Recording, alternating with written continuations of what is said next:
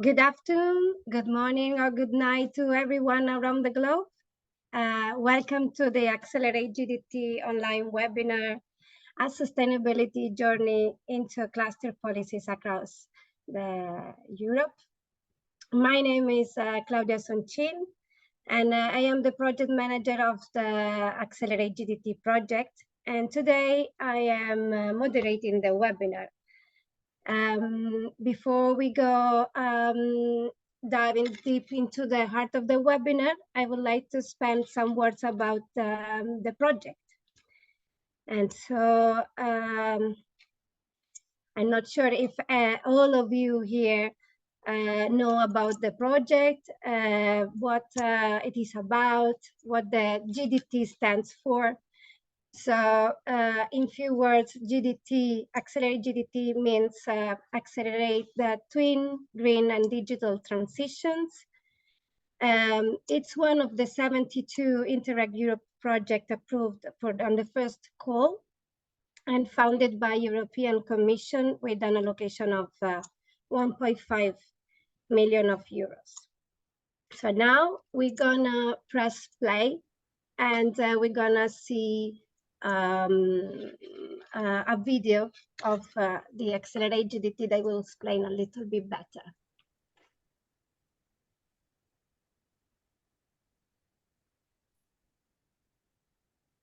Climate change and environmental degradation are an existential threat not only to the European Union, but to our entire planet.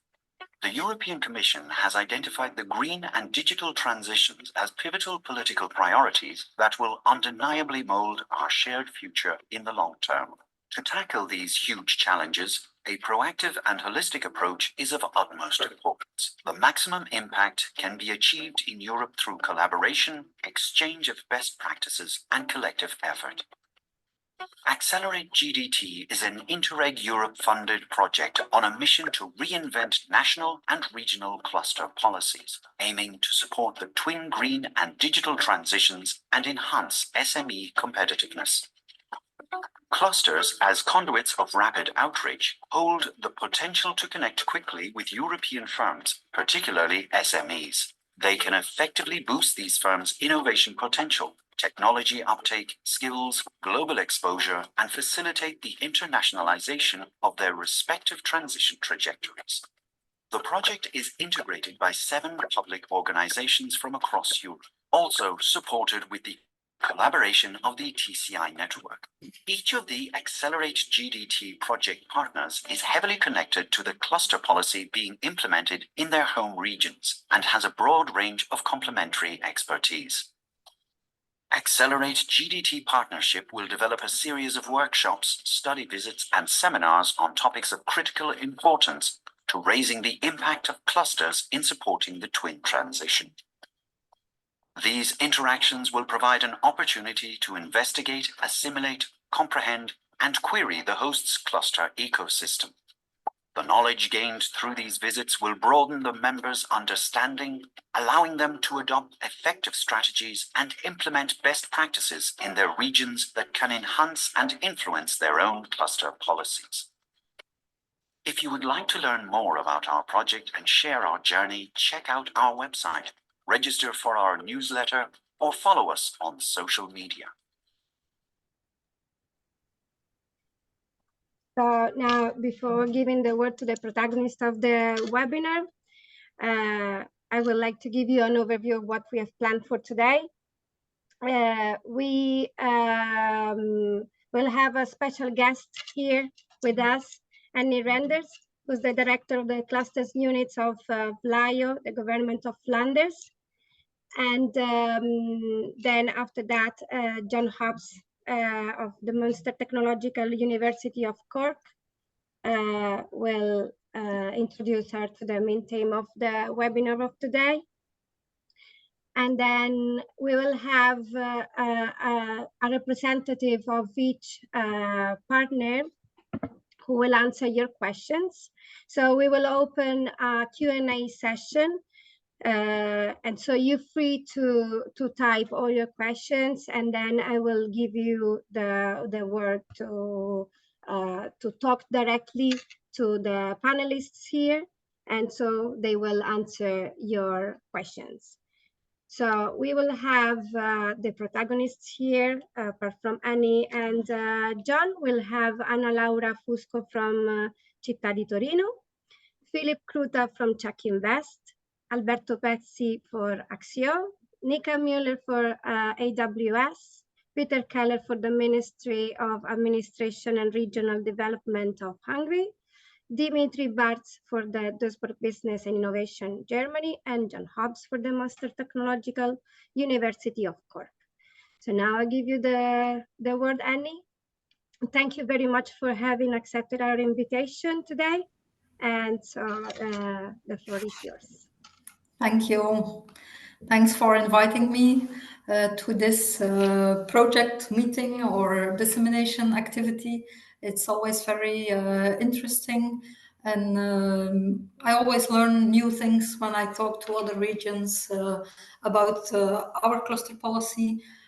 So I hope my screen is now on. You see my screen? We see your screen. Okay, thank you. So I'll talk about our cluster policy in Flanders and how we link to the twin transition, green and digital, as Claudia was introducing. I will first talk a little bit about Flanders, VLAIO, our cluster policy. Then I will talk about the challenges to support the clusters and also the challenges in cluster development. And then I'll talk about intercluster collaboration for the twin transition with some examples of projects. Flanders is the northern part of Belgium. It's about 14,000 square kilometers. We live there with about 7 million people, so it's a highly populated region, a densely populated region. We have a quite open economy, and due to our size, we are rather small as a region. Due to our location, we are very internationally oriented, a very diversified economy, and strong sectors in Flanders are the chemical industry, logistics, food processing, and so on.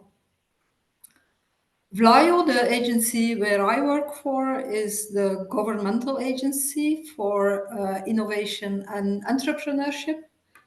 We support companies for doing research, for collaborating with knowledge institutes. Our yearly budget is about 200 million euros, and then on top of that, there is 70 million euros spent on cluster projects.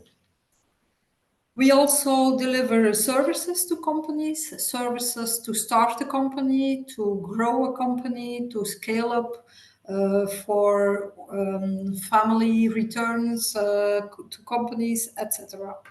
Training, coaching, all kinds of services is also delivered by VLAIO. Our agency has about 400 employees. And then our cluster policy or support scheme, actually in 2016, we had a decree voted by the Flemish government, support to innovation clusters. And the goal set in that decree was to unlock untapped economic potential and increase competitiveness of companies in Flanders through collaboration between all the actors. So who do we target with this decree, with this regulation in Flanders? Well, it's all companies operating in Flanders, so also companies owned by foreign groups, multinational companies, so all companies with an operation in Flanders and with growth ambitions. So we don't look for the butcher or the bakery next door. We look for companies really with growth ambitions. We want them to have an innovative and an international outlook, and they must be open to collaboration. We notice that not all companies are that eager to work with other companies. especially when you look, for example, to the pharmaceutical industry. This is very regulated by patents and by IP. So we look for companies open to collaboration. And then the three main characteristics that were written down in this decree was that for all clusters, we wanted to be bottom-up initiatives. So it's the companies that come with a proposal to VLAIO for funding of a cluster organization. And the companies also, once they get the financing from Flanders, the companies are still in the driver's seat, meaning that they are the president of the board, they participate, the largest number of participants in the board are from companies. We want them to develop a clear goal with a competitiveness program. So it's not just about networking, it's about a roadmap, a competitiveness program, and that's what they have to work on during the lifetime of their cluster organization. Again, with this clear commitment from companies, so also co-financing from the companies, but I'll come to that later. And then we have now the spearhead clusters in a strategic domain for Flanders, the triple helix constellation, a long-term strategy, very ambitious projects. So this is then the support scheme that we came up with in 2017, where we had spearhead clusters. We started with 4, 2 years later there were 6, then 2 years later there were 7, and now 1 has stopped, so there are 6 again. So it's a little bit variation. For the smaller cluster organizations, the innovative business networks, we did 2 different calls, one in 2016 and 2018. The first call we had 14 innovative business networks. The second call we had 6 innovative business networks. And nowadays we still fund 3 innovative business networks that were more ad hoc decisions of the government. So what is such a cluster organization?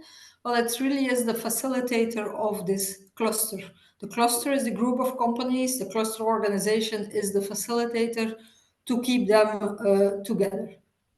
In Belgium, we say they are the mayonnaise on the French fries, but I don't know if that works for all participants in this meeting. We want them to work on the removal of the obstacles for growth. There might be innovation needed. There might be other obstacles for growth, so they also work on those. And we want them to develop activities along the whole innovation spectrum, so from research, basic research, TRL 2, 3, up to really more experimental development, like TRL level 4, 5, 6, and sometimes even 7.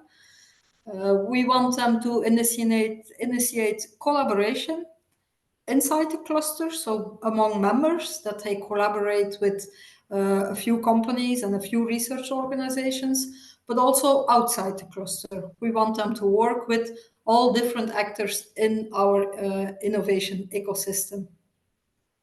The spearhead clusters, as I said, are the bigger ones, the larger ones, long-term vision, triple helix constellation. They have really a competitiveness program, a commitment from partners in a cluster pact, but also was signed by the minister. The financing for these clusters is a maximum of 10 years because it is stated like that in the block exemption regulation from the European Commission. Maximum for 10 years, and we fund them now up to 650,000 euros a year, per year. But the companies that are member of the cluster organization, they have to finance also this same amount, 650,000 euros. So each euro of funding has to be accompanied by another euro from private money from the company's membership or from paid activities that they organize for the members. Then the innovative business networks.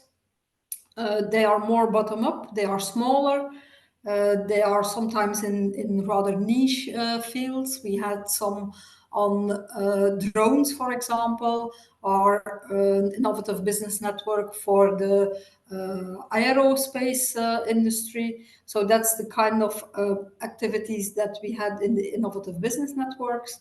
And here the funding is for 3 years, 150,000 euros, but also with half of private investment. So a euro funding and has to be accompanied with a euro from the private sector.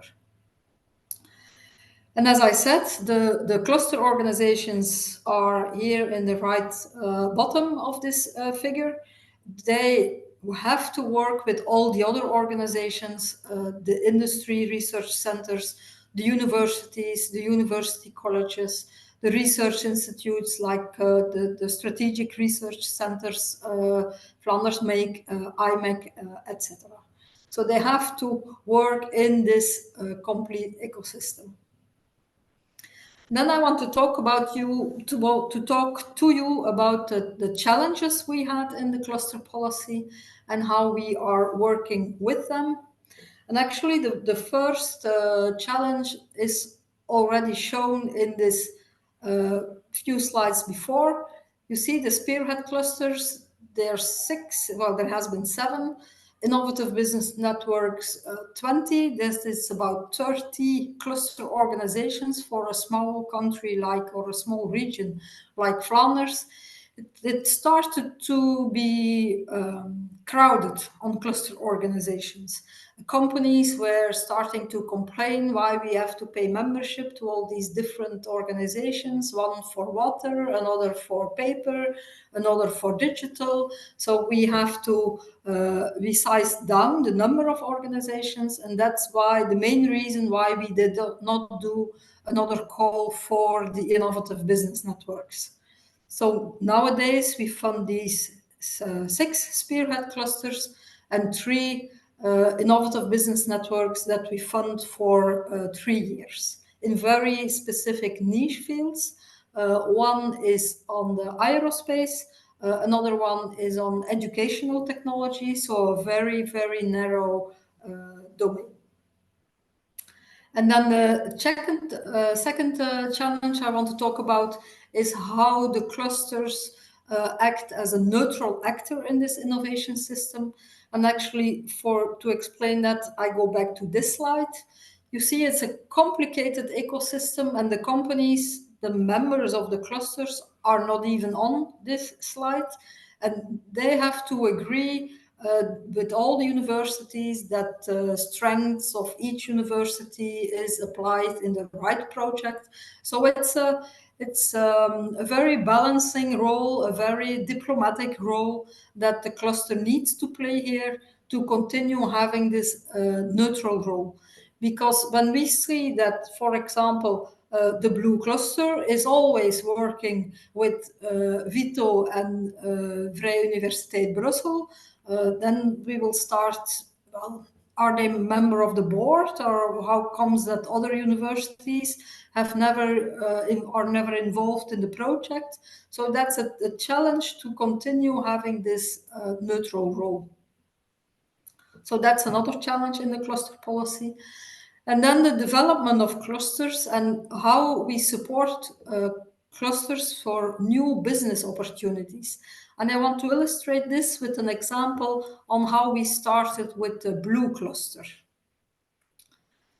In 2017, there were books coming on our table on blue economy, cities and regions for the blue economy from the OECD.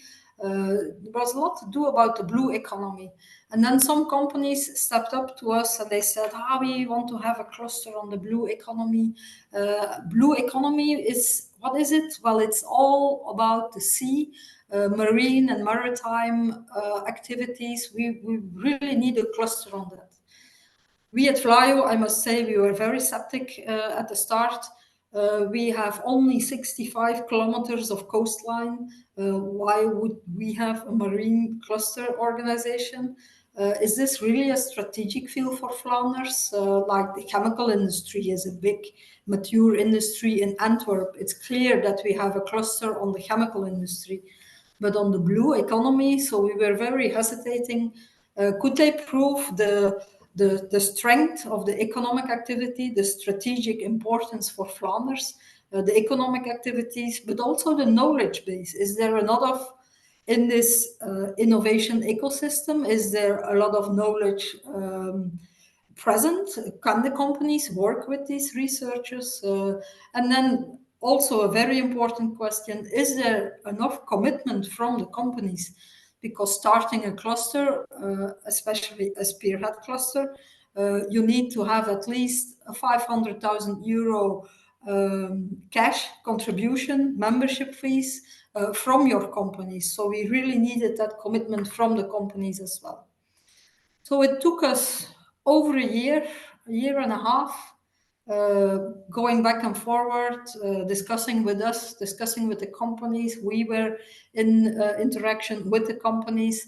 But then finally in 2018, we do have now a blue cluster.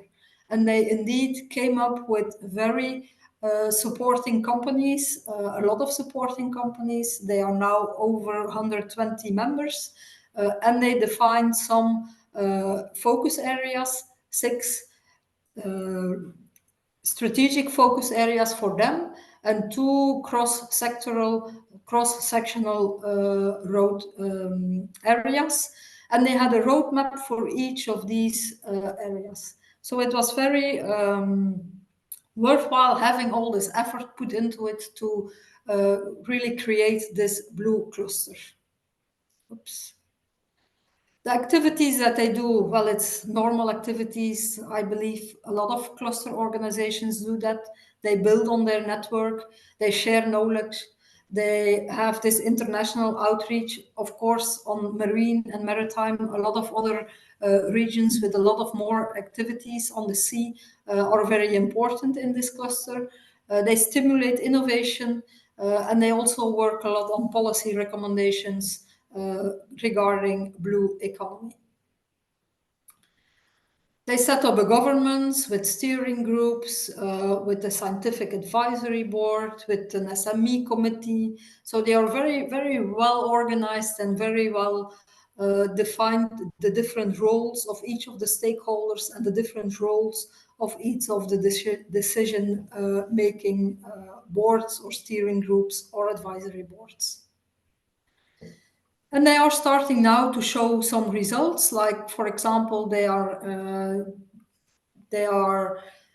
having mussels now from the North Sea, that they are artificial, not on the lines. So they work together with the textile companies that develop this special textile, together with a food company, together with a grocery that wants to sell these mussels. So it's a very collaborative and very successful project. They also worked on corrosion prevention for offshore windmills, for example. So that's the kind of teams, the kind of projects they are working on now. And then when we come to the support that the clusters are giving to the twin transition, green and digital transition, I think we have to make the difference between 3 types of support. Of course, each of the cluster organizations, they have activities in these transition priorities. Digitalization, circular economy, energy transition, healthcare is also a transition priority for the Flemish government. So each of them do projects.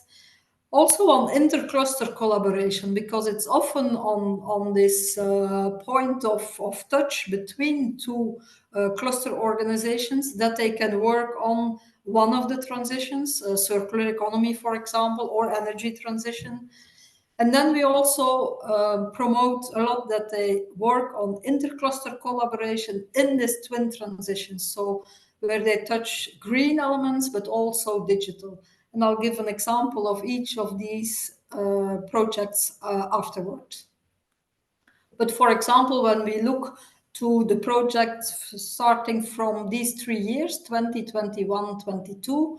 We started to label the projects with the Sustainable Development Goals.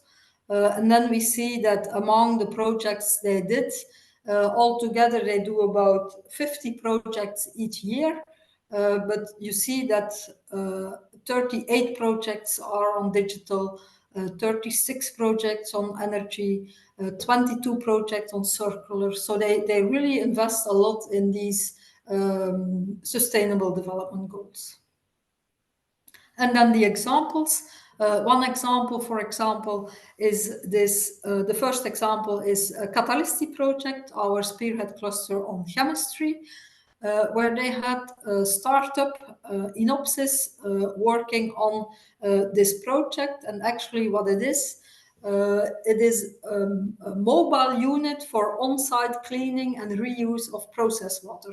The startup companies started with financial support that they got from VLAIO. The industry and the university worked together. The company is in fact a spin-off from the university, but they continued to work together on this mobile unit to clean the process water on site so that they don't have to transport or sewer the process water, but they can clean it and they can reuse it for chemical plants and also for pharmaceutical production sites. And they also recover valuable materials, for example, metals, and they can then sell those or use those in other industries. So the company had this financial support, but they say also being member of this cluster organization gives them more like liability. This mobile unit is something you should look at. They tell the cluster members, and the connection to these companies. Catalyst is a cluster organization with most members of chemical companies, so it's very important for them that they can get in contact with these companies. So it's not only the money, of course, the financial support is very important, but also the networking and also the peer learning in, for example, sessions like Mentor Me, where big companies help these small startups. A second example I wanted to show is with 3 cluster organizations where they made a roadmap for food packaging of the future. It's again an example in circular economy, food packaging for the future. One of the projects they started is with Catalyst and with the food cluster, so the chemical cluster and the food cluster. And the project is called Multi to Recycle. It's about multi-layer food packaging. How can it be recyclable and still have an optimal barrier for food? So you immediately see the 2 aspects. One aspect is chemistry, another aspect is food. This was not so much a research project, but more a test with several case studies with different materials, sometimes mixed waste streams, sometimes pure polypropylene, polyethylene. So that's these case studies.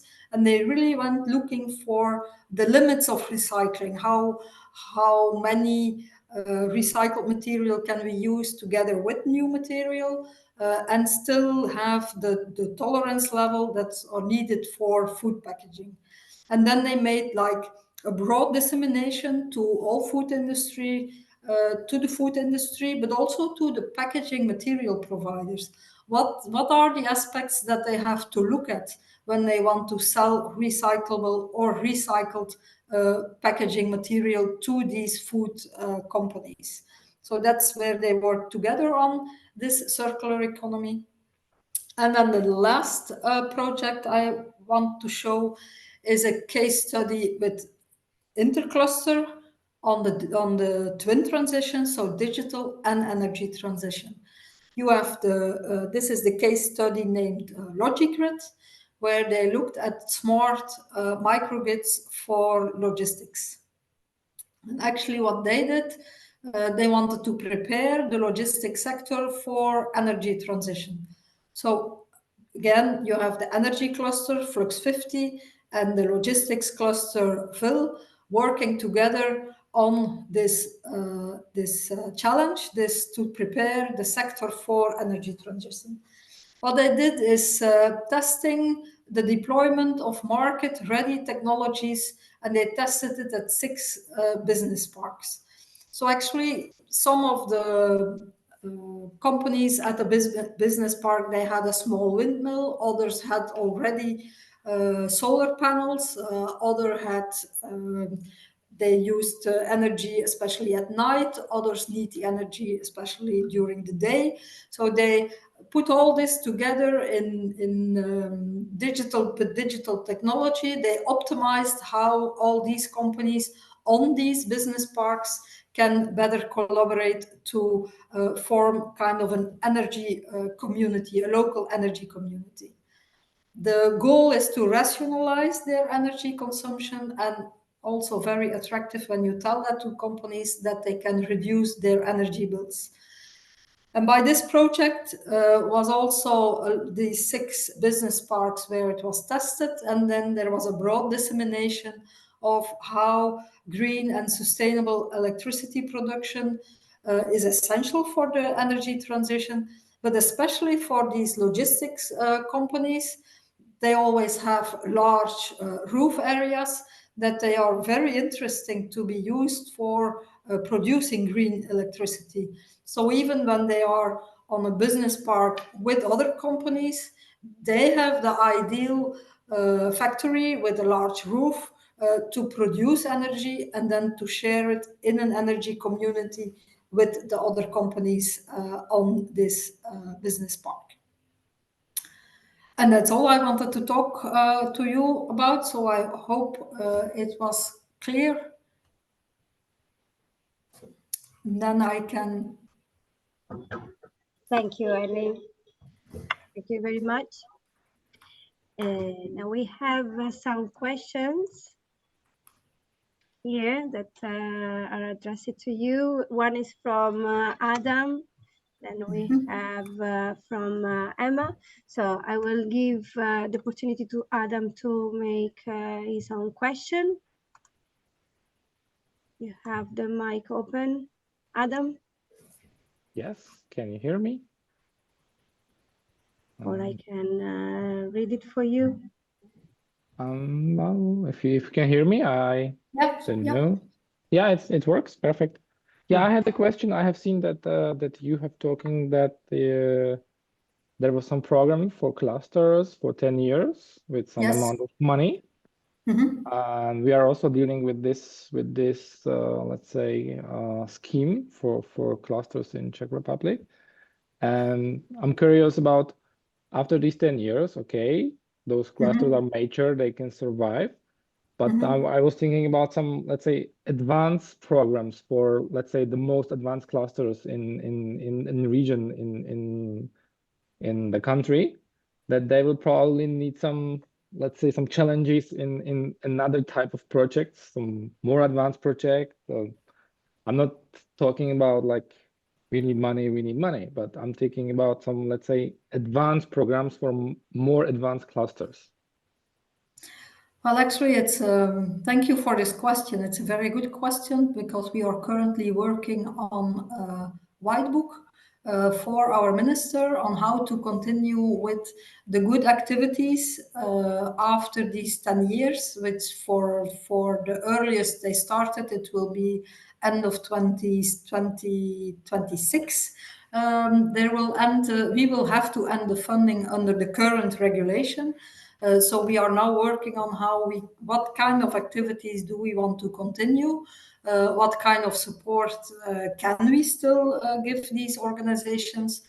And then support, meaning both financial support, but also supporting them as a government, as we do now. Each of these clusters have an account manager in my team, and they spend about half their time in daily interaction with the cluster organization to orient towards the right project type, to link to other organizations. So that's both support is important. What we are now working on is to continue activities with the clusters on collaboration projects, collaboration between companies and research institutes. We'll have to see how we can finance part of that and how we can still have this companies in the driver's seat, because we believe that's very important. We have seen them changing since that we have this program being really more active. The companies are more active than before when we funded them under de minimis. We have funded some organizations under de minimis before that, but then a lot of companies were like, oh, it's nice to have and to go to a meeting once in a while, but now they have to pay for the membership, they have to contribute financially, and they are more eager to have results and to see projects coming up. So we are looking at the continuation of these activities of collaborating projects and also support to SMEs. And support to SMEs, we can probably use other European regulations, not Article 27, but other European regulations. Thanks. And how do you believe you can continue if you have to stop after 10 years? Let's see, because for up to now we were been using those support from our government, and now we are like we are reaching the 10 years right now, when we were for the first time taking the money from the government for the development of the clusters. Mm-hmm.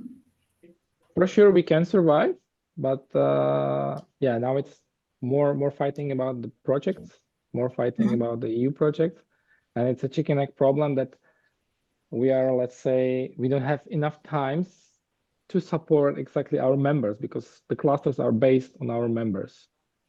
And we would like to be more with members, but for that, we don't have enough our internal money if we are so involved in European projects. So it's like we need more capacity, we need more people to deal with the European projects.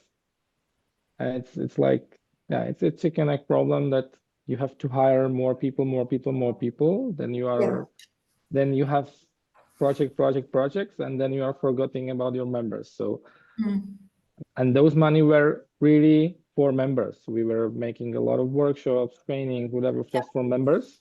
And those we are now, let's say, putting into the commercial way. So if we do some workshop, you should pay. If we have fees, of course, but that's the question that we will have to raise the fees. So maybe some members will go away with those fees. So yeah.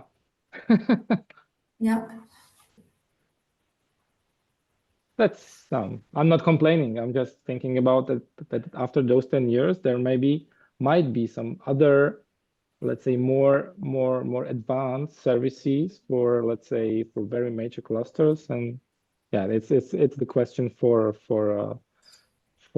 creators of funding schemes. Yeah.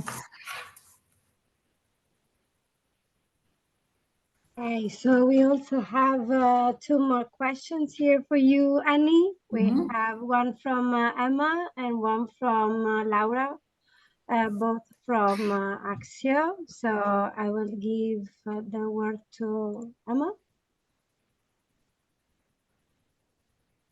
Thank you, Claudia. And thank you very much, Annie, for your presentation. It was great, as always, to listen to you. And I was wondering, what are you the most proud of from your cluster program up to date? Well, what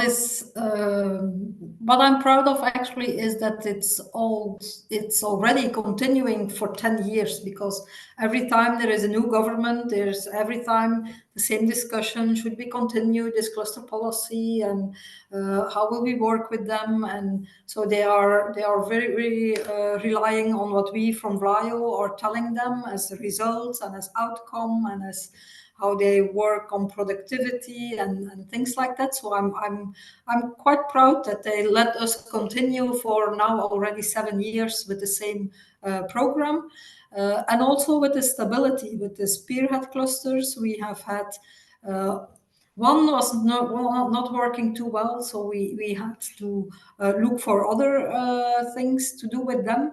But there are still 6 spearhead clusters that are there, some already 6 or 7 years. So it's good that they continue on this, that they have this stability, that we as a government were able to create and to give them the stability in the policy.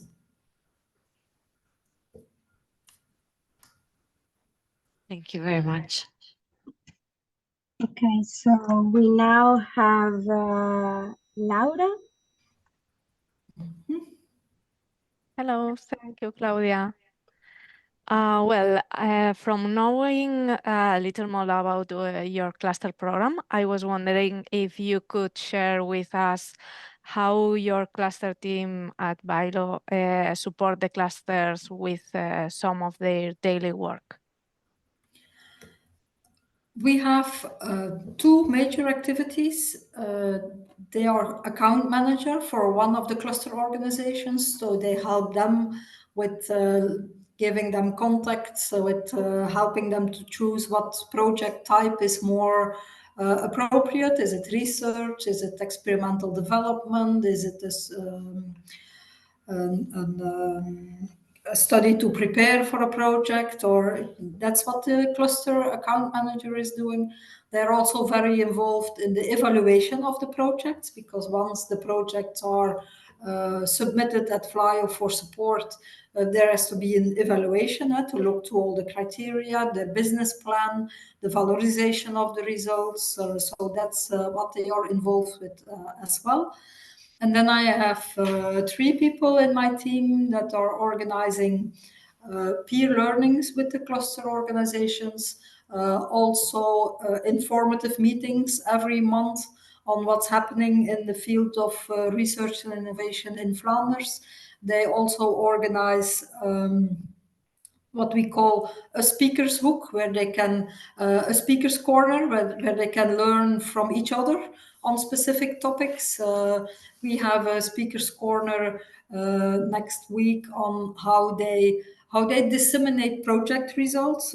It's not by sending around emails, it's by looking into more details, and then they can learn from each other how they work with that. So that's the daily work of the cluster team.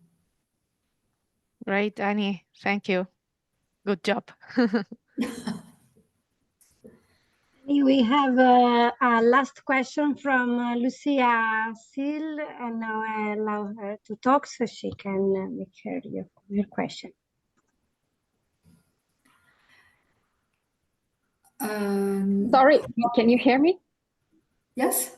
Yes. Oh, sorry. I'm in an environment that is not business-like, so I did not want to say, but to speak. But I can shortly ask the question. Thank you so much, Annie, for this detailed insight. Could you give us a short, let's say, insight into what is the range of the membership fees? Where do they go in the 2 typologies of clusters? So how do they cover this 50% with the fees? That means they have to be in a certain range. Thank you so much, and I'll unmute myself. Thank you. Most cluster organizations have like different types of membership. You can be, and they have different fees for SME, for startups, SMEs, and for multinational large companies. So there's quite some variation. Some clusters work like a startup can be member the first year for only 500 euros. But the range on the other side is that big company in one of the cluster organization, large companies have to pay 30,000 euros membership fee a year. So it's really depending on how they organize. As VLAIO, we don't set any rules for this membership.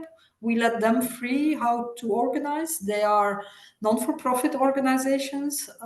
We have a seat as an observer in their board of directors, but they have to organize how they can be, how they can work it around, that they have enough money to support all the jobs they are doing. Some of the companies that pay these large amount of money. In return of that, they get, for example, a meeting on site where small startups and small SMEs can pitch their project for this specific large companies, and then they, as such, they can start bilateral collaborations between the companies. So they pay more, but they get more in return as well. Thank you very much. Thank you, Annie. But it's a very, very broad range. I've heard recently that one of the cluster organizations that they let for the first year, an SME, they don't have to pay a membership. So just to get the tease, to get and first impression. So it depends.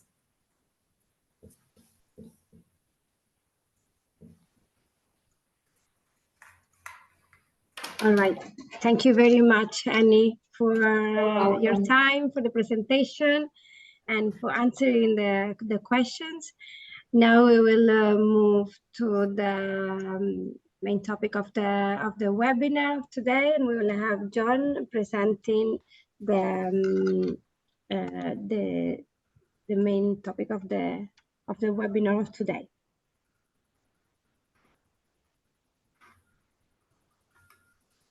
John. I'm getting stuck on my buttons here, but I am trying to share now. Just bear with me. And I will. Now, hopefully we are there. Everyone can hear me? Perfect. So we do hear and we see the presentation. Super. So thanks very much, Annie, again for your presentation. I think it frames everything very nicely for us, because what we're sharing with you here today for the rest of this session will be more about the various different cluster policies and programs and supports that we have here across our 7 different regions that are involved in the Accelerate GDT project. So we undertook an ecosystem analysis where we decided to sort of compare and contrast the various different policies and supports that we have in our partner regions or in the countries, depending on at what level that particular policy and that particular partner operates at. So we will talk about national initiatives from an Irish perspective, and then we'll look at more regional from Catalonia. We'll go regional again in Turin and the Piedmont region. Again, we'll open back up to national in Austria with AWS, the partner there. Across Hungary, we'll talk about the national policy they have there. We'll talk then about the supports at a national level in the Czech Republic, and we'll move back to regional then, I guess, for Germany. So I have the unenviable task of making these a short, sharp presentation on what's happening from a policy perspective and what are the key clusters in each of these different countries and regions. So what I'm going to do is I'm going to be very, very quick, because at the end of this presentation, we'll be joined by the experts and those that have put together these particular reports from each of the regions. And you can use the Q&A function then to ask those representatives the key questions that you have on those regions. So in essence, what I'm going to try to do is give you a flavor and some insights of what's happening in each of those countries and each of our partner regions, and then we will we'll open up the videos and the mics and allow you to interact directly with them to answer any particular questions you have or get more in-depth information from them. So we will start with Ireland, because that's where I'm based at present. And I suppose clustering has been in policy discourse now for a while across Ireland, and it's integrated into a lot of the key sort of policy documents that we have. However, we haven't really had one sort of national policy or particular state supports which were targeted through one particular area. We've had a number of different programs, but that's changing now, I suppose, with the rise and the, I suppose, seeing how strong clusters are becoming across Europe, and Ireland wanting to implement that sort of model of development as well. So there is a new national clustering policy, which is in development at present and is forthcoming and should be with us later this year. So we're delighted as well, I suppose, with this project to be able to input into that process and support that process. So just a little bit of background on the number of sort of clusters that we have in Ireland. There was a report done by Grant Thornton for the government in terms of trying to develop that sort of evidence base so that they could launch their national cluster policy. And there were 45 organizations that self-identified as clusters in that particular report. 78% of them had a strategy. You know, nearly 90% of them have only been animated in the past 5 years. And I suppose if you look in more depth then into that particular report, you see that there's some of them which have a very regional focus and more of them then that focused on Ireland as a whole. And when, I suppose, towards the end of the report then, when they dug into that more, there was probably 19 organizations that were identified as clusters by Grant Thornton. 15 would be funded through Enterprise Ireland programs, one from the Department of Environment and one funded, a couple of them funded by Intertrade Ireland. So again, you know, they're a cross-section of technological sectors and spaces across the Irish economy, and they're dispersed across Ireland, I guess, in line with regional policy aims. However, if we used some of the metrics across the EU to analyze and classify those particular clusters, whether we would have that number or that 19 is questionable. So in terms of the supports for clustering in Ireland, there are a number of different initiatives or programs that will be administered by both Enterprise Ireland and Intertrade Ireland. And between those, they would generally support, you know, the salary for a cluster manager or a proportion of that between 50 and 100%, the operational costs of the particular cluster organization, and then travel overheads and consultancy costs. And they'd range between 50 and 100% of eligible costs. But I suppose that one of the difficulties then when you have a number of different programs and initiatives is that there's disparity between those funding levels. Some are operating at a regional, some at a national level, and there's confusion, I guess, within the community. So I suppose from the analysis that we undertook in Ireland, there's three sort of things that stand out. You know, we need clarity on clustering in Ireland to understand, I guess, you know, why does Ireland want to have clusters? You know, is it about internationalization?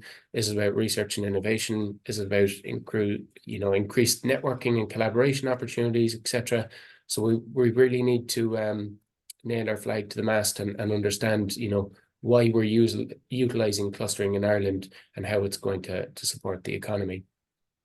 So from a policy development and implementation perspective, we need that national cluster policy, and that's coming, and that's great. And it needs to support, I suppose, clusters then from you know, appropriate timescales and cycles for re-establishment and re-engagement, and having that sort of national centralised cluster financing program, I think, will be transformative for what's happening here, because it will eliminate a lot of the confusion there.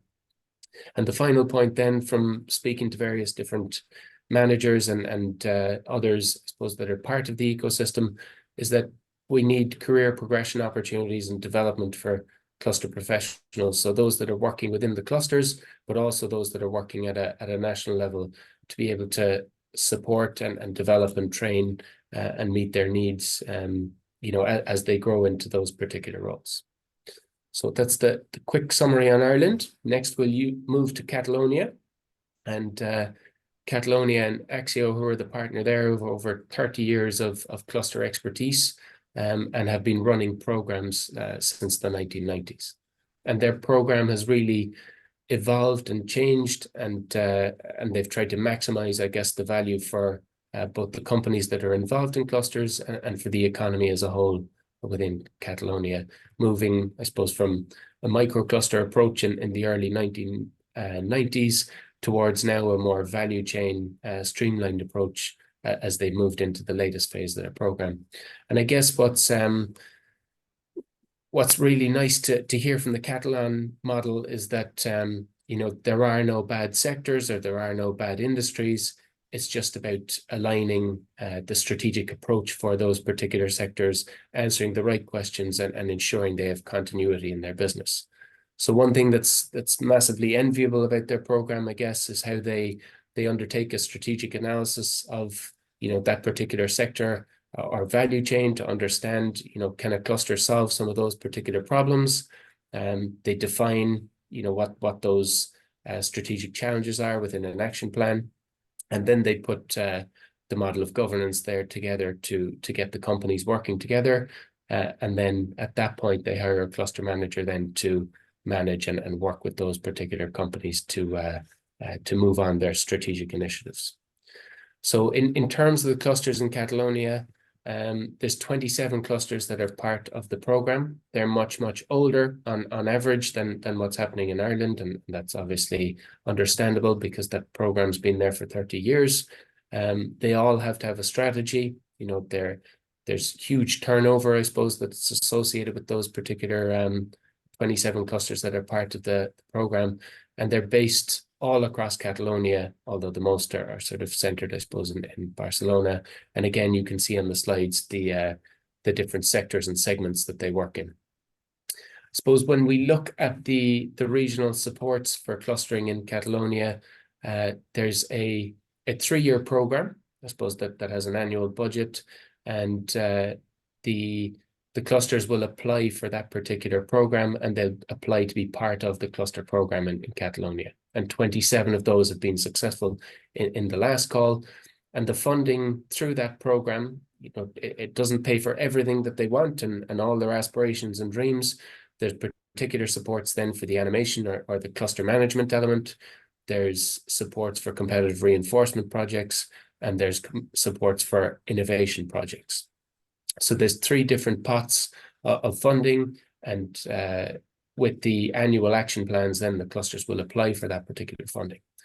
What's great in the background is that there's a team of 13 people in Axio that are working to support those clusters on a day-to-day basis. So they provide advice, co-working space, they work with them on their strategic challenges, they're there to bounce particular ideas, to support their initiatives, and to see how they can and work with them, I guess, to help them grow the cluster. There's also, I suppose, a national fund across Spain where the Catalan clusters have been quite successful. So you have this particular funding mechanism here where clusters can apply for innovation projects. And in the last funding period, 77 projects were approved for the Catalan clusters with a value of 10.1 million for those particular cluster innovation projects. So in terms of what they would like to focus on, you know, for their ecosystem in Catalonia, and where Axio see the learnings are, is to more coordinate their public policy, I guess, with other government departments to ensure that there's more of a policy mix that's adding to the cluster funding, you know, that potentially there's supports coming from education, other innovation supports, etc. And then they also want to further promote the twin transition and the change, I suppose, or the changes to green and digital through their cluster strategies and through their clusters, and ensure that they're getting that information down to the companies to aid them in their competitiveness. So next we will move to Italy, and in Italy they utilize the regional operation program and the ERDF funding to fund and support their clusters. And Piedmont, the region that are involved in this particular project through the metropolitan city of Turin, they were the first Italian region to really activate clusters around 2009, where they had 12 clusters that were started there and that worked with different sort of industry parks across the particular region.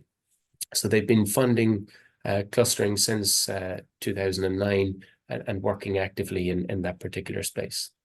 So I suppose if we look across Italy, then you have 88 clusters that are active there.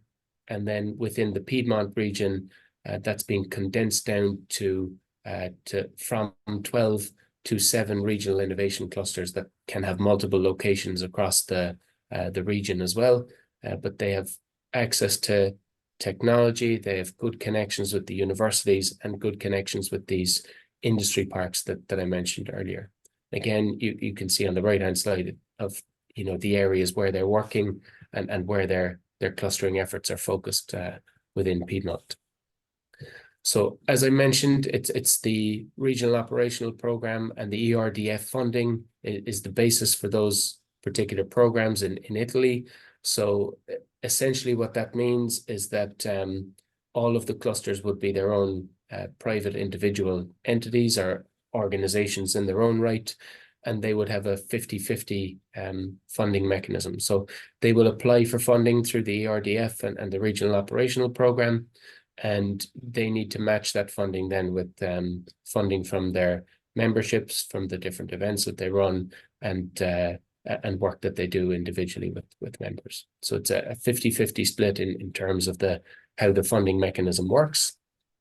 And I guess what they're looking to do as part of the Accelerate GDT project and as part of this particular process is really, I suppose, to focus on creating greater synergies between the clusters that are part of the program within their region, learning from the partner regions to optimize that, continue to drive innovation and foster the twin transition, and increase and solidify the stakeholder engagement that they have across that group and then across all the companies within the region. So to be able to allow government to support and work more with and through clusters to get access to industry.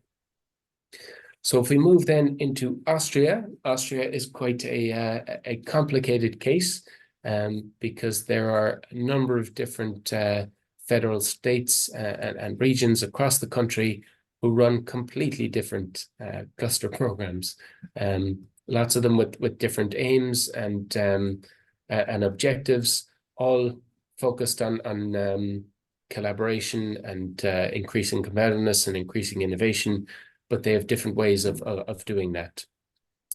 So I suppose what they've learned from those various different approaches is that there needs to be a balance between both top-down, I suppose, government mandating what clusters would like to be developed, and bottom-up approaches where industry have specific challenges and they want to connect and collaborate to get these initiatives going because of these shared challenges.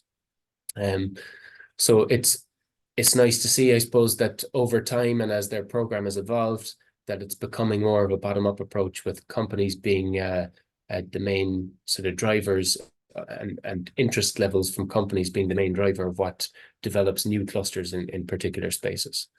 So you have a list here of the various different clusters that are located across the country and the various different sort of industrial areas that they're based in. And again, we'll have all of these slides available for all of the attendees, and everything will be uploaded onto our website along with the recording afterwards.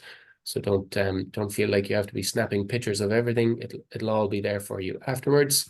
And in terms how the funding model works then for the Austrian clusters, I suppose, because if we take the example of Business Upper Austria, who have been I suppose supporting clusters for more than 20 years now at this point, they use they have a particular program where they're funding probably 25% of the overall budget that's needed by each individual cluster on average. Okay, that can range to funding it more at the start of initiative to being less than 25% as the cluster grows and becomes more self-sufficient and whatnot. So there's a blend of financing, I suppose, from the regional authority or the federal state to balancing that out with EU funding and national and local projects that the cluster might, I suppose, apply for on behalf of the member companies. And of course, then the member companies would be paying membership fees, and they would also be paying for services that are provided by Business Upper Austria and the management teams of those clusters as well. But that's just the example, I suppose, of the clean tech cluster and the various different elements that are adding and supporting its funding. So in terms of what they're looking to do as part of their as part of their study, they're looking to avoid that sort of lock-in, okay, to ensure that clusters are open, they're constantly fostering entrepreneurship, they're looking at what's coming down the line, and obviously then tackling the twin transition is hugely important, you know, especially in Linz, where Business Upper Austria is based, where they're trying to do more in that green and digital space and transform their industry. So now we will move to Hungary, and they've been, I suppose, developing clusters since around the year 2000, when the automotive cluster in Piedmont was developed. Others took a lot of inspiration from that and started to develop clusters for their own particular industry sectors. And then you had government policy coming in at around that time, where they were looking at different plans to develop and promote collaboration and competitiveness amongst SMEs within and across the country. Okay, so the new national Hungarian cluster strategy has actually been formally launched just last November in 2023. But there's 26 accredited clusters that are operating across the country. They have over 1,000 members between all of those 26 clusters, and 944 of those members are companies. Okay, and if we can see the various different areas that they're working in, you know, across healthcare, packaging, food, ICT, environmental, machinery, etc. They have a range of different supports then for each of the different cluster programs and what's being used, you know, from the 2010 to the 2015 to the new 2024 program. And what's interesting, I guess, is the KPIs and what they look for in terms of the allocation of those funding. You know, so looking at the number of paying members that the clusters have, you know, the increases in turnover, what services are being provided, what investment is being made available, what innovation projects are happening, how many R&D projects are being realized in the, you know, in the next period, so that clusters can move into the new program. So in terms of I suppose what our Hungarian partners are looking to do and achieve through the project is to work more on the collaboration culture and the cooperation culture, and take learnings from other partners on that, build and drive more business cooperations, and use clusters really to sort of drive innovation across Hungary and connect more SMEs there. So when we move to the Czech Republic then, we have clusters have had various different supports, I guess, across the last 20 years. So there's been changing supports and changing departments and changing initiatives and programs where clusters have been supported across the country. But predominantly, I suppose, are the main basis for supports, again, has been the ERDF and the structural funding that's come from Europe to enhance the sort of innovation activities and various different activities that cluster organizations would have. So again, in the Czech Republic, you had a mapping exercise where there was, you know, a large number of clusters that were sort of identified initially. It's probably 53 of them recognized themselves as clusters, and 21 of them joined the sort of cluster benchmarking analysis piece that was done. The majority of them have some sort of strategy, and, you know, action plans and KPIs then would be a smaller proportion of that. They're looking to learn a lot and share a lot with the partners on the project to understand, I suppose, about the various different cluster supports that are operating in other regions of the project, and also, I suppose, to look at how they integrate more members into the cluster and develop the membership of those clusters so that they can have more sustainability. The program, as I mentioned, is an ERDF funding program where there's funding allocated, I suppose, for collective research, shared infrastructure, and innovation development. And again, the range is between 35 and 70%, depending on where the cluster, how the cluster is organized and where it fits. So again, looking to develop stronger and smart clusters, implement clusters into national and government policy more effectively, and also to support the training and development of cluster managers. So finally, we go to Germany and to Duisburg and the Rhine-Westphalia region, where we see, that there's a number of different strategies that start at a national level, work down to the region, and then work down to the city level in Duisburg, where DBI, our partner on the project, are based. So that there's a nice cascade or flow of strategy from national down to the individual sort of local economic strategy of the city, and clustering features in all of those. So in terms of the different sort of supports for clusters, you have the Clusters for Future, the Co-Cluster, and the Spitzencluster programs. And again, there's a range of different supports that are available to those organizations that are bringing members together and collaborating under the cluster organization development.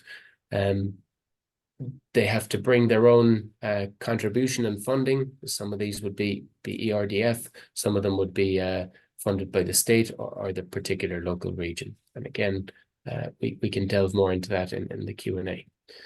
So in terms of, I suppose, promoting the potential in Duisburg, they have a long tradition in the steel and manufacturing processes and in the logistics industry, and they've huge challenges around decarbonization and the greening of those industries, moving towards hydrogen and the circular economy.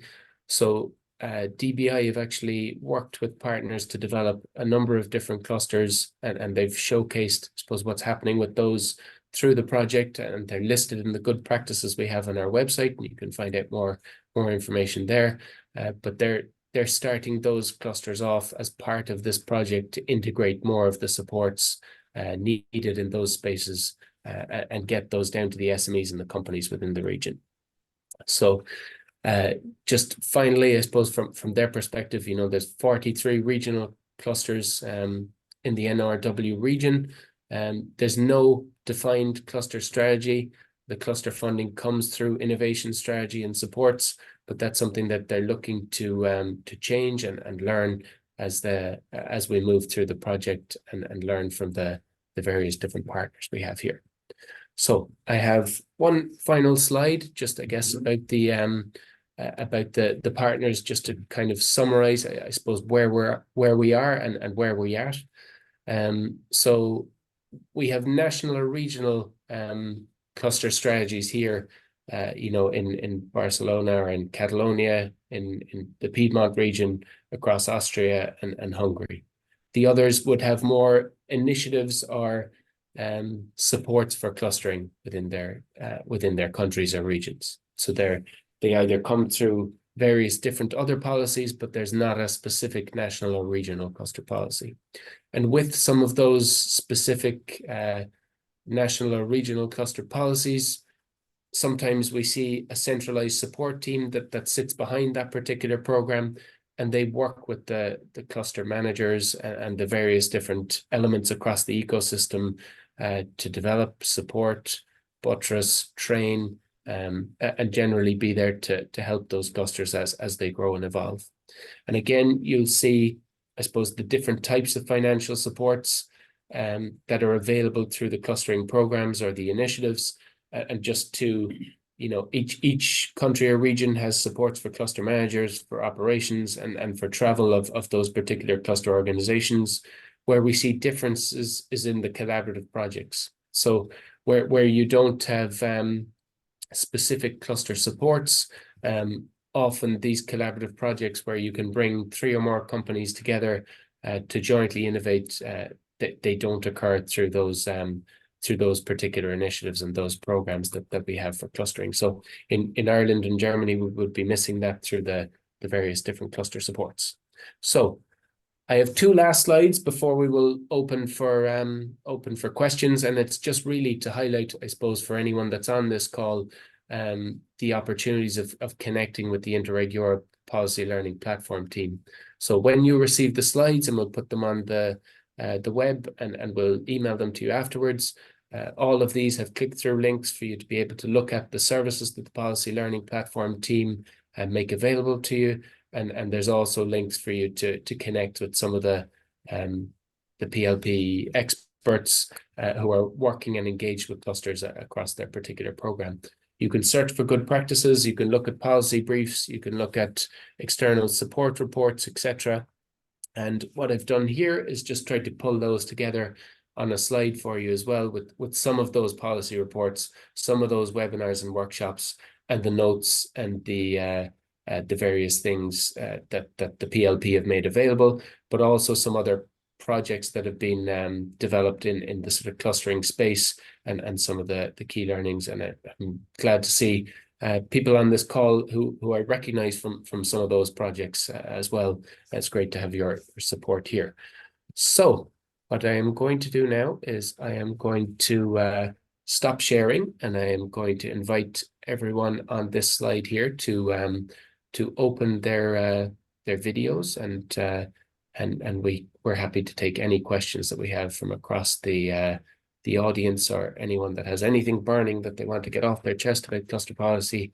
We'd be delighted to hear it. And maybe Claudia has some of those questions already. So I'm going to stop share. We don't really have questions written on the Q&A, but we have one small remark from Emma, that she says that there's a little mistake, that the average turnover of a Catalan cluster is 433,000 euros, and the over 70 billion is the aggregate turnover for the all 27 clusters members.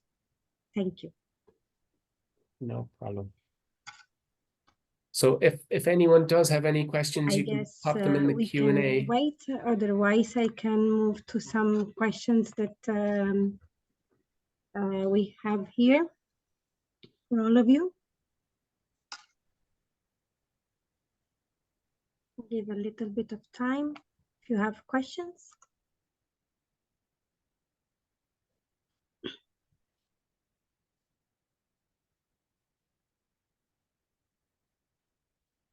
Okay. Okay, so I guess I have some questions for you. So we can start for Alberto and Peter. You decide who first. What are you most proud of in your cluster program? And if there was one thing you could change, what would it be?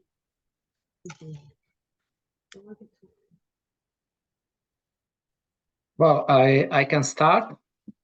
Good afternoon to everybody. I think, well, this is a bit difficult question. I think in 30 years of experience, we have a lot of things we are proud of.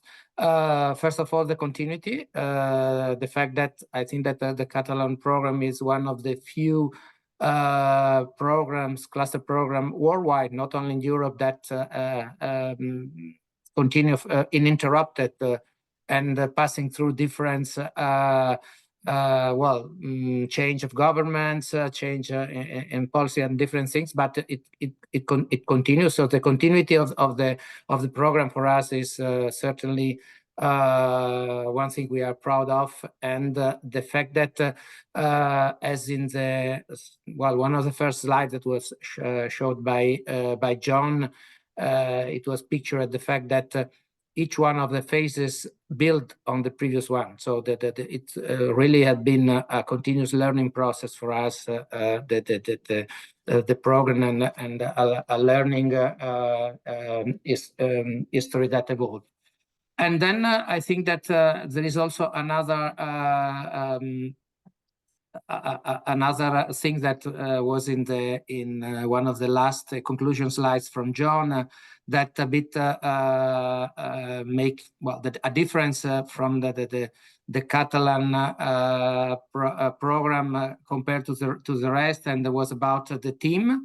I think this is something that we are really, really proud of, the fact that we have an experienced team of 13 people at the moment that would be continue quite stable during the year, and that really the engine between, I think, our success, the fact that we focus very much on try to capacitate and to build a professional team internal, but also a professional team of all the cluster teams that are now more than 170 people in Catalonia, and this is certainly the best investment for us to train the people.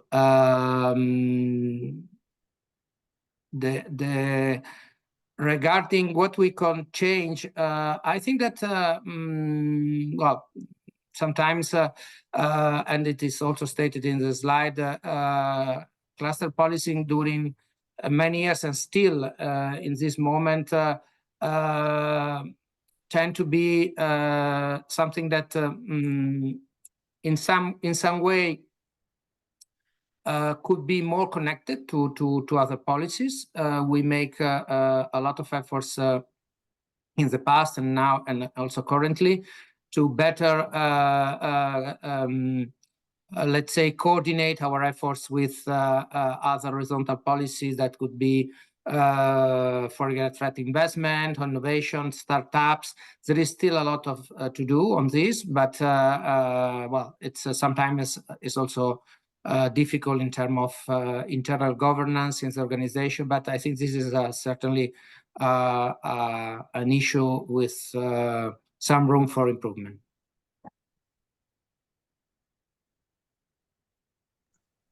Peter?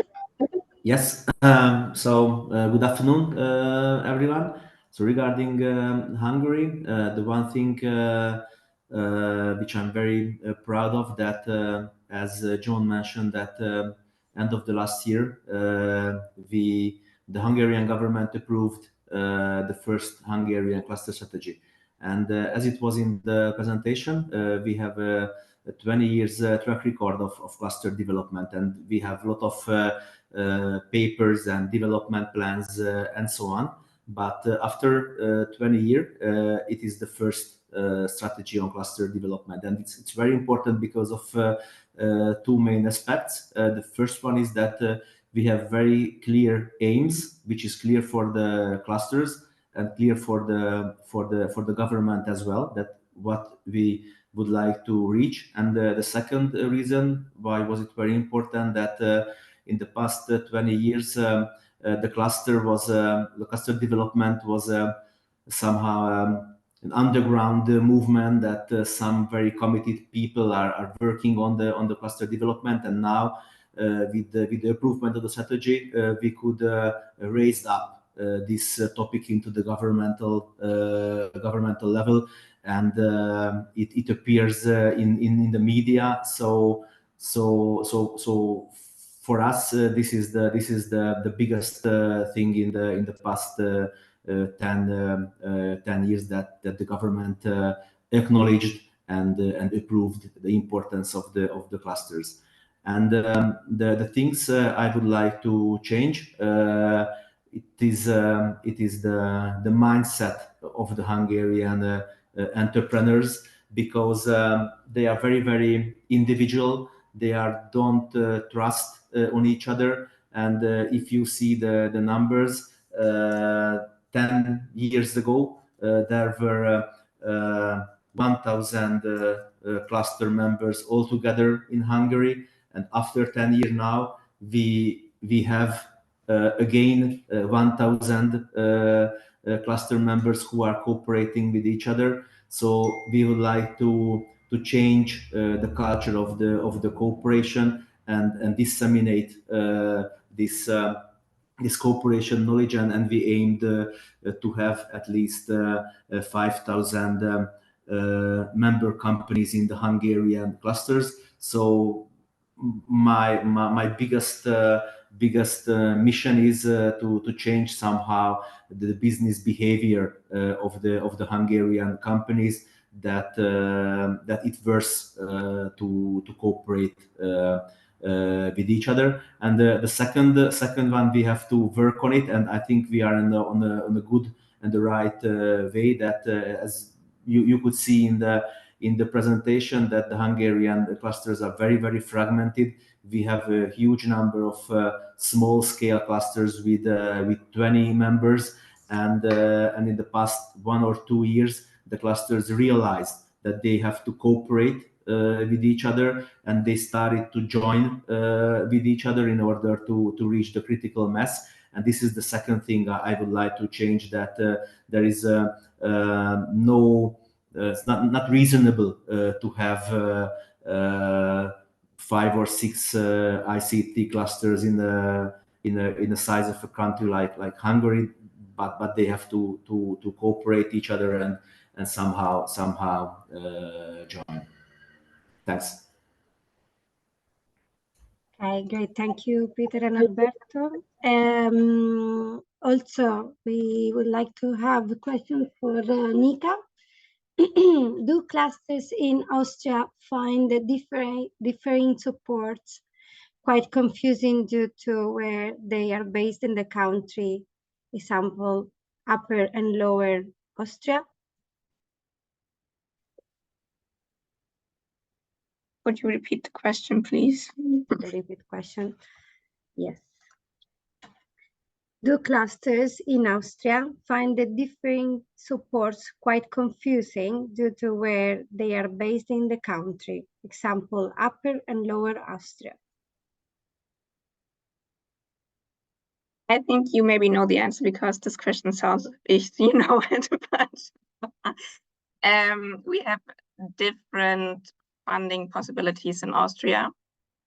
But I don't think that the clusters think it's so confusing because all of them can relate to the different funding possibilities in Austria. So I have to admit that I'm not working in a cluster, I'm working in a funding agency. And I have more the impression that the clusters don't really get in touch with each funding possibility in Austria, because I have one cluster, the Green Tech Valley cluster, which works very well with us. So they really organize meetings with us, with their clients, in which we train them in IP topics. And then they come to us as clients for our funding programs. So we have a very good collaboration with them. But I would wish that all the other clusters would do this as well.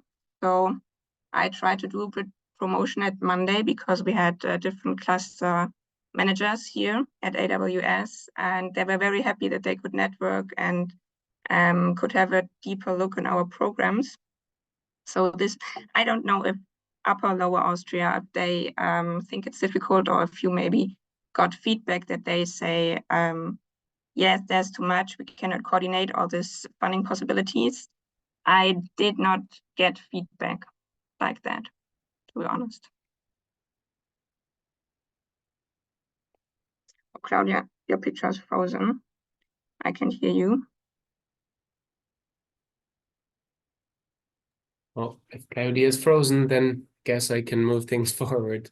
One of the other questions I guess we have for maybe Philip, Dominic, and Anna is, where do you feel that clusters can could benefit from maybe more supports in your region? And is there any of the other partner regions or supports you know of across Europe where there are initiatives or that you're interested in, or that you'd like to bring to your region? Maybe I can start if you want to. Yes. We act as a local business development unit in Duisburg, and we have that one cluster which you also presented, John. Thanks for that, the high region Rhine-Ruhr cluster. And we actually do need all of the other partners which are close to us. It's not only possible to make this in Duisburg, that's why we opened it up, and we also got partners from the whole Ruhr metropolis area. And yet that is not enough to make high region or hydrogen successful and possible in Duisburg. So we are also looking for other clusters, and we already identified other clusters which are not part of this round, But we are planning to work together with the Ocean Highway cluster in Norway, because they also do a lot of hydrogen research and hydrogen production. So yes, this is absolutely something that is needed when working in clusters, and we are always looking for new partners, for new clusters, for everything around us to actually improve the work we are doing. Thanks a million, Dominic. And maybe Anna, would you like to come in there? Is there anything you're envious of from the partner regions that you'd like to bring to Piedmont? Thank you very much, John, for your question. For us, one of the key aspects from which our regional cluster could benefit most is a proper and more structured regional cluster strategy and regional centralized support, which we don't have, even if we have been the first Italian region to rely on clusters. And this has also emerged during the brief interviews we had with our cluster manager, along with the need of ensuring their operational continuity by improving the relationship among the players in the innovation ecosystem. For us, this could be something that we envy, for instance, to Axio. So thank you, John. Thank you very much. Philip, is there's something, I guess, from looking across the different ecosystems that you'd like to bring back to the Czech Republic? Yes, thank you, John, for the question. I also envy Axio, the great cluster support, big team, and the continuity of the program. That's amazing, because that is something we are surely missing. As we've got the policy based on the project funding, on the structural funds. We kind of missing also the team within the public administration and the continuity within the public administration. So I believe that is super important to have a stable team, as you have, Alberto, in Lazio or in Catalonia, and this is something we would love to have here. Nevertheless, as the structural funding is disqualifying Prague from funding, we have not many clusters in the biggest city, where it's the fourth richest region in Europe, and we cannot build clusters as we know them, as we name them. So yeah, there are quite few things we would like to bring. And maybe if I may, I might have a question on Peter, perhaps Alberto and the others. And it is, how do you distinguish between different networks? Because we've got some clusters, they behave like associations. Then we have some associations, they behave more like clusters. Then you've got technology platforms. Then you've got NGOs, business platforms. How do you differentiate? How do you distinguish one from the other if they are all doing similar thing? And if not, you need to find out what they are doing, and you need to measure them all. So you need to have some policy or some umbrella, approach. That's just like a brainstorming question to you guys, and thank you. Super. Thanks a million, Philip. So I think we can pop your question on to Alberto and others, but you might think of PO boxes in different regions as a way around your Prague problem. Incorporate companies in different regions from a virtual working background might also work. So over to you, Alberto. Okay, thank you, and thanks for your nice word to everybody. I think that when before I mentioned the continuity of the policy as an element to be proud of, probably I should have added that behind this continuity there is something very clear, that is the methodology. I think that a lot of unfortunately, not all the region, not all the policymakers that are drafting and implementing a cluster policy have a clear methodology behind. In our case, it's really start as a very simple methodology based on competitive strategy that was a bit applying to a group of companies with the same strategic challenges that was a cluster. Methodology that works at the level of individual company, and this is something with more elaboration. Of course, I'm explaining it very simple. It's a bit what we used during the past 30 years, and probably this is something that everything has changed. But this is the methodology that it as a center of our cluster development. And well, by the way, this also another thing we are proud of was that the fact that the Harvard Business School just wrote a case about our thing.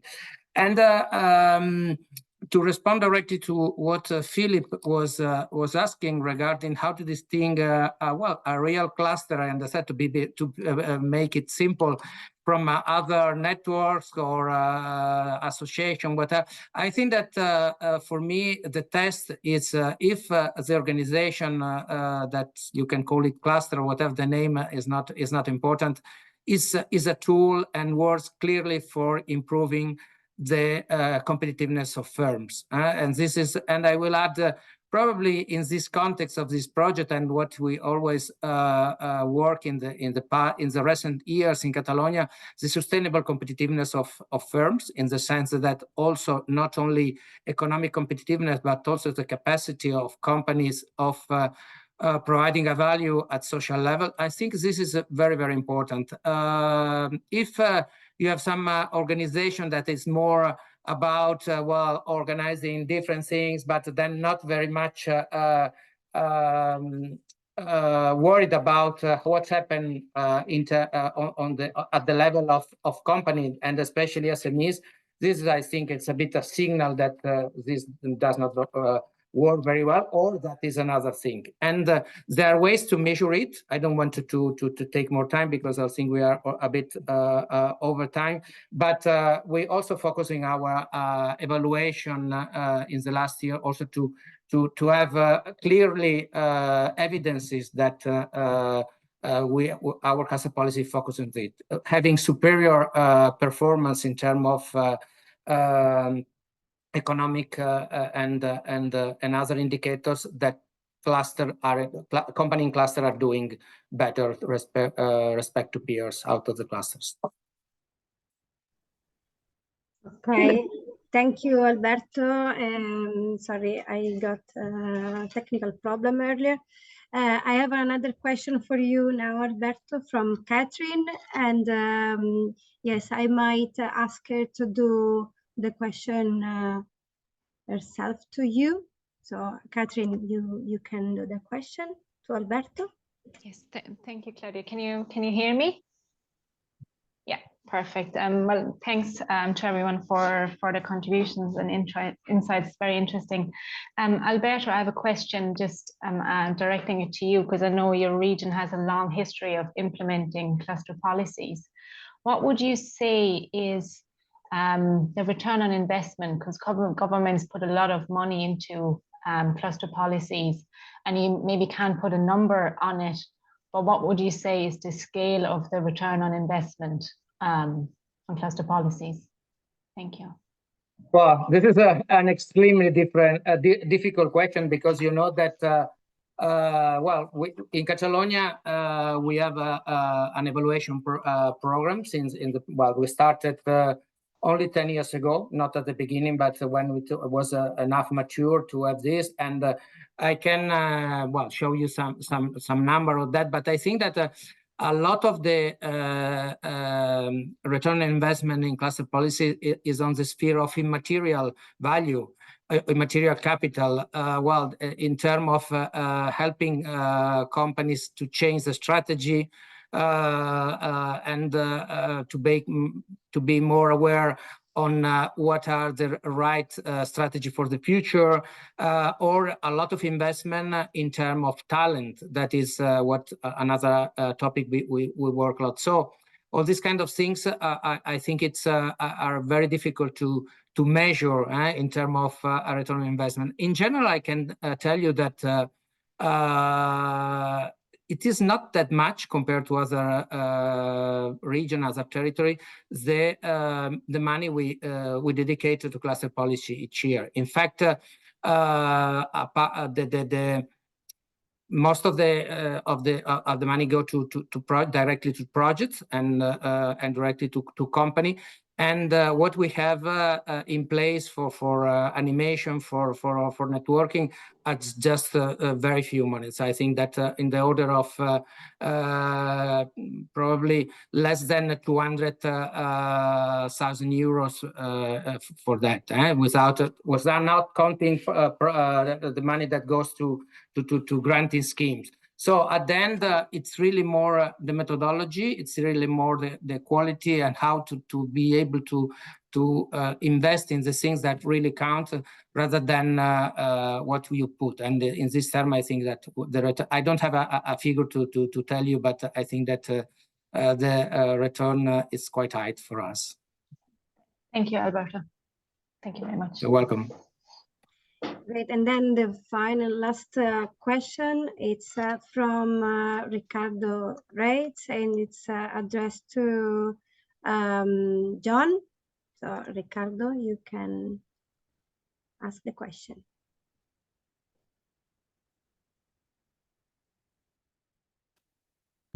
Can you hear me? Hello? Perfect. Can hear you. Yeah, Ricardo. perfect. Perfect, thank you. Yes, my question was, since we have in this project both very good examples for regions that have a long history of cluster policies in Catalonia, and we also have a very well example for no cluster strategy at all in Upper Austria. I would like to just to propose the answer, how much is really necessary to have a regional strategy for cluster development, since it's apparently that you can be successful by doing both. This is for the entire panel. Thank you very much. I might take that one first anyway, Ricardo. I guess from so that there's a couple of things there, you know, having a dedicated cluster policy and also not having a cluster policy and just a range of innovation support. So I think I think your question comes from when you were joining us in Vienna, where Werner Pamminger was mentioning that they don't have a dedicated cluster policy. But I know Werner quite well now at this point, and they definitely do have a dedicated cluster policy because their whole organization is set up to support and develop those cluster organizations. They might call it something else, but it's one of the best policies and programs running across Europe. So they definitely do have supports. I suppose across Austria they have a range of different supports, and they each use different mechanisms to drive clusters. But to get back to your question, I guess the rationale for having a dedicated cluster policy allows you to focus, be very, very clear on what you want from clusters, and allows you to provide a series of supports or initiatives through that particular cluster policy. So it really allows you to sort of set criteria and a bar where you want everyone to go above that bar if they're going to be a cluster within your program. I think if you don't have that, then potentially you're falling into the trap that Philip described earlier, where you have clusters or networks or industry associations, some which are doing some of the good things that we see, you know, happening from clusters that come from a real strategy and have a stringent sort of mechanism behind them. But they're not all doing the same things, and they're not, you know, they don't connect in the most efficient manner, or maybe they're not bringing the best benefits they could possibly be to their members if they were co-learning with peers through a particular program, you know. So look, those are just my thoughts. I know we've run over time here, and thanks everyone for sticking with us. I know Nika has her hand up, and others might want to come in on Ricardo's question as well. Maybe we'll let Nika go, and then anyone else who wishes to answer or add to the answer to Ricardo's question can do that. You're just gone on mute again, Nika, sorry.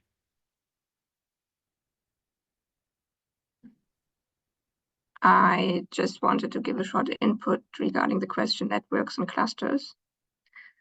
And we have a table in our study. Do you see my screen? Yes, we can see it, yeah. this is the table which shows difference between clusters and networks. Do you want me to share the study? May I send it to Claudia and she can share it with us? So then Philip has absolutely, yeah, and we can put it in with the materials, or I can take a screen grab of that and pop it into the slides, or we'll be sending in the email. No problem. Okay, thank you. That's super. Thanks very much. Yeah. Welcome. So is there anyone else who would like to come in on Ricardo's question, or any other burning questions? Or I might just clarify if I may. I know, John, I know, and then you know as well. Because Nika, thank you, and Peter, we are just writing each other messages about it. I want to just clarify my question, because I can differentiate them, and there is like a way how to differentiate them. But how do we approach it as a state?